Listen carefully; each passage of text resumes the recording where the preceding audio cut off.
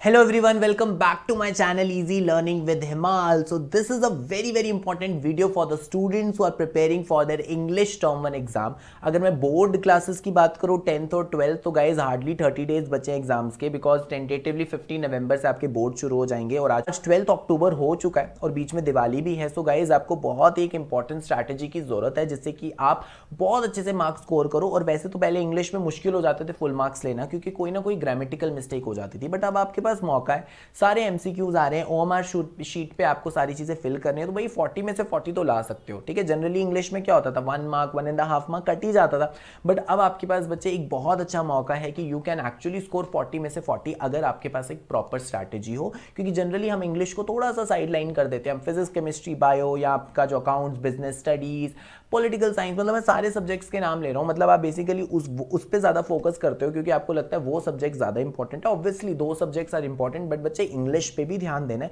क्योंकि इंग्लिश की भी इक्वल वेटेज है. बोर्ड एग्जाम में इंग्लिश की भी इक्वल वेटेज है और इंग्लिश आपकी परसेंटेज काफी इंक्रीज करने में हेल्प कर सकता है. तो मैं आपको मैं बहुत बड़ी बड़ी बातें नहीं करने वाला हूँ वीडियो में कि मैं आपको ये चीजें बता रहा हूँ बस ये फॉलो कर लो, बस इसी से आपके एग्जाम क्लियर हो जाएंगे. बट मैं बहुत ही जेन्युइन चीज आपके साथ डिस्कस करने वाला हूँ जो मुझे लगता है कि मेरे स्टूडेंट्स के लिए इंपॉर्टेंट है या जो मैं अपने स्कूल डेज में फॉलो करता था. तो मैं आपको कुछ ईजी टिप्स और ट्रिक्स बताऊंगा जो आपकी हेल्प कर सकती है to score full marks 40 out of 40 in your term 1 English exam. तो वीडियो शेयर करते हैं और उससे पहले अगर आपने मेरे चैनल को सब्सक्राइब नहीं किया तो बच्चे सब्सक्राइब भी कर देना और अगर वीडियो अच्छी लगे तो लाइक भी जरूर करना. तो स्टार्ट करते हैं बच्चे लास्ट 30 डेज प्रिपरेशन स्ट्रैटेजी.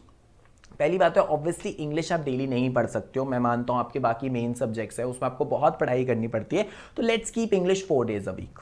ऐसे करो मंडे वेडनेसडे फ्राइडे कर लो और फिर संडे कर लो क्योंकि संडे को और टाइम होता है, बाकी क्लासेस नहीं होती. तो आप ऐसा करो नेक्स्ट 30 डेज के नेक्स्ट 4 वीक्स के लिए आप ऐसा कर सकते हो कि पूरे वीक में एटलीस्ट 4 डेज अ वीक आप इंग्लिश पढ़ लो और 90 मिनट्स. अब सिंस आप रोज नहीं पढ़ रहे हो तो आप 90 मिनट्स दे सकते हो, सफिशिएंट है. हफ्ते में 4 दिन 90 मिनट्स बच्चे दे दो, 1.5 घंटा दे दो, हफ्ते के 6 घंटे इंग्लिश पढ़ लोगे ना यार, आराम से 40 में से 40 आ सकते हैं. और बट वो 90 मिनट्स डेडिकेटेडली बैठना है. अगर आप बीच में ब्रेक ले रहे हो तो उसको इंक्लूड उसमें नहीं करना है. अब मैं आपको हर एक सेक्शन बताता हूं कैसे प्रिपेयर करनी है. तो सबसे पहले बात करते हैं बच्चे रीडिंग सेक्शन की. देखो रीडिंग सेक्शन में कुछ रूल्स एंड रेगुलेशंस नहीं है कि ये रूल्स फॉलो करने हैं, कुछ आपको मेमोराइज करना है. रीडिंग सेक्शन सिर्फ और सिर्फ प्रैक्टिस बेस्ड है. ठीक है, तो मैंने भी बच्चे वीडियो बनाई हुई है, देखो मेरी सारी वीडियोस आपको डिस्क्रिप्शन बॉक्स में मिल जाएंगी, मैंने सारी सेक्शंस कवर की हुई हैं तो वहां से भी आप पढ़ सकते हो. ठीक है, वो आपके लिए हेल्प हो जाएगी. तो मैं आपको यही बोलूंगा कि रीडिंग सेक्शन में बच्चे सबसे मेन चीज है जितने ज्यादा कॉम्प्रिहेंशन एमसीक्यू वाले प्रैक्टिस कर सकते हो करो, बट दोनों करना, केस बेस्ड क्वेश्चन भी सॉल्व करना और आपका नॉर्मल अनसीन पैसेज भी करना. एटलीस्ट 10 क्वेश्चंस कर लोगे ना, it is sufficient. 5 case based वाले सॉल्व कर लेना और 5 अपने नॉर्मल अनसीन पैसेज कर लेना. 2 तो आपको अपने सैंपल पेपर से ही मिल जाएंगे और बाकी आप कोई भी सैंपल पेपर लेके सॉल्व कर सकते हो. तो रीडिंग सेक्शन के लिए याद रखना पेपर में जाने से पहले कम से कम 10 क्वेश्चंस आपको सॉल्व करने हैं. ठीक है, देख लेना, आप जब प्रैक्टिस करोगे ना आपकी बहुत इंप्रूवमेंट हो जाएगी. अब मैं बात करता हूं बच्चे राइटिंग सेक्शन और ग्रामर की. 12th क्लास के लिए बात करूं तो सिर्फ राइटिंग सेक्शन है. 10th के लिए बात करूं या बाकी ग्रेड्स के लिए बात करूं तो राइटिंग सेक्शन ग्रामर दोनों चीजें आ जाती है. तो अब इस पे कैसे फोकस करना है वो मैं आपको बताने वाला हूं. सबसे पहली बात है, काफी बच्चों को ऐसा लग रहा है अच्छा राइटिंग सेक्शन एमसीक्यूज है, ग्रामर एमसीक्यूज है, पढ़ने की जरूरत नहीं है. तो ऐसी बात नहीं है बच्चे, आप ऐसे ही मान के ये प्रिपेयर करना है. याद रखना, ये मेरी टिप बहुत काम आएगी. आपको इसी तरीके से प्रिपेयर करना है कि जैसे आपका सब्जेक्टिव पेपर हो. क्योंकि मैंने राइटिंग सेक्शन के क्वेश्चंस देख लिए, जिस बच्चे को डिटेलिंग में फॉर्मेट पता है, जिस बच्चे को पता है मेन बॉडी में क्या लिखना है, जिसको कंटेंट लिखना आता है ना, वही वो एमसीक्यूज कर सकता है. ठीक है, आप लोगों ने मेरी वीडियोस देखी होंगी जिसमें मैंने पूरे सैंपल पेपर सॉल्व किए. तो बच्चे एमसीक्यूज आपके पूरे सॉल्व्ड एग्जांपल पे बेस्ड हैं. तो आपको हर टॉपिक डिटेलिंग में पढ़ना है. ये नहीं सोचना है कि एमसीक्यूज आएंगे तो मैं वहीं पे टिक कर लूंगा, इजी रहेगा, ऐसी बात नहीं है. तो अगर आप नोटिस के लिए प्रिपेयर कर रहे हो तो 1-2 सॉल्व्ड एग्जांपल करके देखना. आपको पता होना चाहिए नोटिस लिखते कैसे, उसका फॉर्मेट क्या होता है. तो आपको डिटेलिंग में पूरी राइटिंग सेक्शन पता होनी चाहिए. डिटेलिंग में ग्रामर का एक एक रूल बच्चे आपको पता होना चाहिए. आगे बात करते हैं फॉर्मेट. अगर मैं राइटिंग सेक्शन की बात करूं, again I am repeating, format पे बहुत क्वेश्चंस आते हैं तो आपको करेक्ट फॉर्मेट के बारे में पता होना चाहिए. और ग्रामर के लिए चाहे वो टेंसेज है चाहे वो मॉडल्स हैं, उनके रूल्स आपको पता होने चाहिए. ठीक है, तो मैंने ऑलरेडी वीडियोस बनाना शुरू कर दी. मेरी पुरानी में बच्चे बहुत वीडियोस है जिसमें मैंने ग्रामर एक्सप्लेन किया हुआ है. तो अच्छे से उन वीडियोस को देख के प्रिपेयर करो क्योंकि अगर आप रूल्स पढ़ के नहीं जाओगे, प्रैक्टिस करके नहीं जाओगे तो आपको वहां पर बहुत मुश्किल हो जाएगी. तो याद रखना फॉर्मेट और ग्रामर रूल्स पर बिल्कुल ध्यान देना है. और सॉल्व्ड एग्जाम्पल्स बच्चे जरूर करने हैं। सबसे पहले तो अपना सैम्पल पेपर उठाओ, सैम्पल पेपर के जितने सॉल्व्ड एग्जाम्पल्स है वो कर दो, उसके अलावा कोई एक्सटर्नल सैम्पल पेपर है वो भी प्रैक्टिस कर लो। जितने ज्यादा राइटिंग सेक्शन के एमसीक्यूज प्रैक्टिस करोगे, जितने ज्यादा ग्रामर के एमसीक्यूज प्रैक्टिस करोगे, उतने ही ज्यादा अच्छे से आपकी प्रिपरेशन हो जाएगी। तो बच्चे ये याद रखना, एमसीक्यूज को जरूर प्रैक्टिस करना, ठीक है। डिटेलिंग में सब चीजें पढ़नी और एमसीक्यूज भी प्रैक्टिस करने। अब बात करता हूं लिटरेचर सेक्शन की। अब लिटरेचर में आपके लिए थोड़ा इजी हो गया, आपको आंसर्स नहीं फ्रेम करने, दैट इज वेरी इजी। तो इसके लिए सबसे इंपॉर्टेंट चीज क्या है, ईच एंड एवरी चैप्टर और पोएम को डिटेल में पढ़ो। डिटेल में पढ़ने का ये मतलब है समरी नहीं देखनी, समरी नहीं देखनी है। समरी तब देखनी है जब आपने लाइन बाय लाइन रीड किया हो, क्योंकि एमसीक्यू बच्चे कहीं से भी आ सकता है।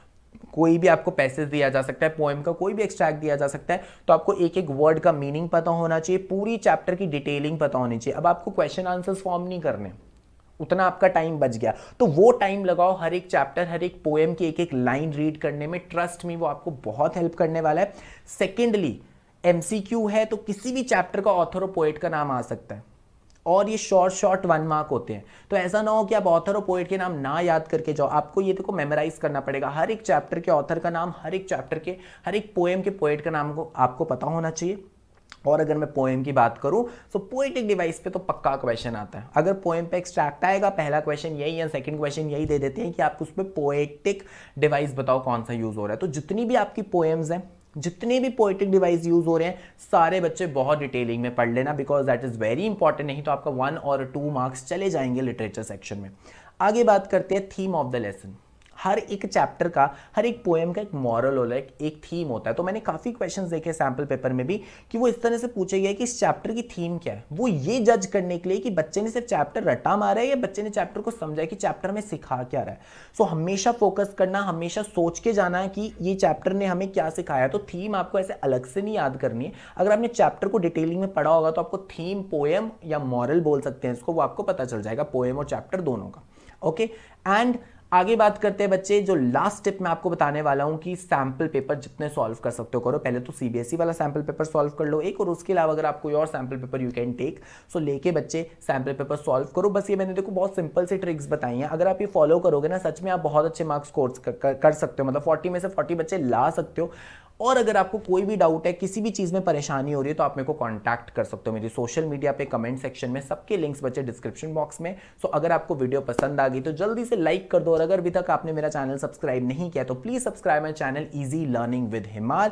एंड गाइस, डिस्क्रिप्शन बॉक्स में प्लेलिस्ट है, हर एक ग्रेड की, ग्रामर, राइटिंग सेक्शन, सारी प्लेलिस्ट मैंने डाल दी है, वो क्लिक करो, सारी वीडियोस मिल जाएंगी। आराम से बैठ के 1-2 दिन लगा के भाई अपने ग्रामर का सारा सिलेबस कंप्लीट कर लो, और हफ्ते में 4 दिन कम से कम आपको इंग्लिश पढ़नी ही पढ़नी है। और connect to me on social media, अगर आप सोशल मीडिया चलाते हैं, टेलीग्राम, इंस्टाग्राम यूज करते हो, तो मेरे साथ कनेक्ट हो जाओ, सो दैट अगर आपको कुछ भी पूछना हो तो आप डीएम करके भी मुझसे पूछ सकते हो।